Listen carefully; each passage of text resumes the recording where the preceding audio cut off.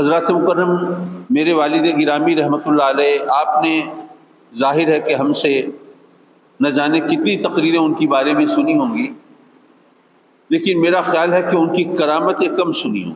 کرامتیں ظاہر ہوتی تھی ان سے، ظاہر ہے جو اللہ والے ہوتے ہیں ان سے کرامتیں ظاہر ہوتی ہیں، لیکن میرے والد گرامی رحمۃ اللہ علیہ کا طریقہ یہ تھا کہ ان کی کرامت جب ظاہر ہوتی تھی تب جا کے پتہ چلتا تھا کہ یہ تو کرامت ہے، پہلے کسی کو شان گمان نہیں ہوتا تھا۔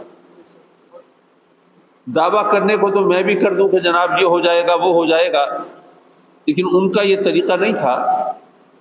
میں اپنی ذاتی مثال آپ کے سامنے پیش کروں کہ میں نے جب بی اے کیا اور بی اے میں یونیورسٹی میں پہلی پوزیشن حاصل کی، یونیورسٹی ٹاپ کی میں نے الحمدللہ۔ اس کے بعد مجھے کینیڈا جانے کا موقع ملا، حکومت کی طرف سے ایک پروگرام تھا کہ میں وہاں جا کے کینیڈینز کے ساتھ، وہاں کے رہنے والوں کے ساتھ رہوں اور وہاں پر مزید تعلیم حاصل کروں۔ تو میں نے اپنی تیاری کر لی اور تیار ہو گیا، سامان وغیرہ پیک کر کے۔ کوئی 2-3 گھنٹوں کے بعد میں نے ملتان سے، اس وقت جہازوں کا زیادہ چلن نہیں تھا، پنڈی تک ٹرین سے جانا تھا، آگے ظاہر ہے جہاز پہ روانہ ہونا تھا۔ تو اس وقت میں گھر والوں سے ایک طرح سے الوداعی گپ شپ کر رہا ہوں، ملاقات کر رہا ہوں۔ تو اس وقت بھائی جان قبلہ نے مجھے آ کے بتایا کہ تم تیار ہو باہر جانے کے لیے، اور تم نے اپنے جوش و خروش میں اور باہر جانے کے شوق میں یہ نہیں دیکھا کہ ابا جی قبلہ وہ تمہارے جانے پر دل سے راضی نہیں ہے۔ اب یہ اللہ کی طرف سے ہے کہ میرے ذہن میں یہ نہیں آیا کہ وہ دل سے راضی نہیں ہے تو چلے میں جا کے منت سماجت کروں، میں راضی کروں، میں دعا کے لیے درخواست کروں، جیسے ہوتا ہے طریقہ۔ میرے ذہن میں فوراً یہ آیا کہ اگر وہ راضی نہیں ہے تو میں کیوں جا رہا ہوں؟ تو میں نے سوچا کہ پھر میں نہیں جاتا جی، وہ اگر راضی نہیں ہے۔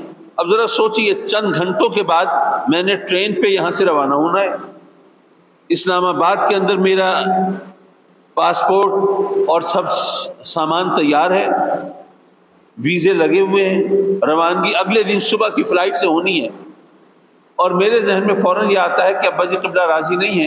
اچھا، میں نے یہ بھی نہیں سوچا کہ بھائی قبلہ نے کہا ہے، ذرا میں تصدیق کر لوں کہ وہ راضی ہیں یا نہیں ہیں۔ بس وہ اللہ کی طرف سے تھا کہ میں نے فوراً یہ سوچا کہ وہ راضی نہیں ہے تو میں نہیں جاتا، کیوں جا رہا ہوں؟ میں نے اس وقت یہ موبائل فونز وغیرہ کو تو رواج تھا نہیں، تو گھر میں وہ P T C L landline number تھا، تو میں نے وہاں سے ان صاحب کو فون کیا جو انتظام و انصرام دیکھ رہے تھے اور جن کی ڈیوٹی تھی ہمیں ایئرپورٹ تک پہنچانے کی اور آگے روانہ کرنے کی۔ ان سے میں نے کہا کہ جی میں معذرت خواہ ہوں، میں تو کینیڈا نہیں جا سکتا، تو میرے کاغذات، پاسپورٹ وغیرہ وہ آپ مجھے یا تو ملتان واپس بھیج دیں یا مجھے بتائیں، میں آ کے لے جاؤں گا آپ سے۔ پہلے تو خیر وہ ناراض ہوئے کہ جی آپ نے نہیں جانا تھا، پہلے بتاتے، آپ کی جگہ ہم کسی اور کو بھیج دیتے۔ جب اس کو پتہ چل گیا میں نہیں جا رہا تو ظاہر ہے اب کیا کرتا وہ، اس نے کہا اچھا ٹھیک ہے جی۔ جب میں نے ان کو فون پہ منع کر دیا، پھر میں گیا ابا جی قبلہ کی خدمت میں، ان کے کمرے میں تو دیکھا تو ابا جی قبلہ ذرا اداس تشریف فرما ہے۔ میں گیا، سلام کیا اور میں نے کہا کہ ابا جی وہ میں کینیڈا نہیں جا رہا۔ فرمایا اچھا بیٹے آپ نے ارادہ کر لیا ہے تو چلو چلے جاؤ۔ میں نے کہا نہیں ابا جی میں نے ان کو فون کر دیا، میں نہیں آ رہا۔ بہت خوش ہوئے، مجھے سینے سے لگا لیا، مجھے بہت پیار کیا اور فرمایا کہ بیٹے جو آپ کے جانے پہ میں راضی نہیں تھا اس کی وجہ اور کچھ نہیں تھی۔ اچھا یہ تو ہم بعد میں جب باہر آنا جانا شروع ہوا، آپ میں سے بھی ہو سکتا ہے کچھ لوگوں کو پتا ہو کہ باہر کے ممالک میں آج کل تو پھر بھی ماشاءاللہ بڑی ریسرچ ہو گئی ہے، اور انٹرنیٹ پر بھی آپ سرچ کر لیتے ہیں کیا چیز حلال ہے، کیا حرام ہے، کس کے اندر کیا چیزیں ہیں، کیا ہیں، فلاں فلاں۔ آج کل تو بہت سہولت ہو گئی ہے، اس وقت یہ سب کچھ نہیں تھا۔ اور پھر یہ کہ مجھے رہنا تھا وہاں پر کینیڈینز کے ساتھ، وہاں کے لوگوں کے ساتھ، اور عالم یہ ہے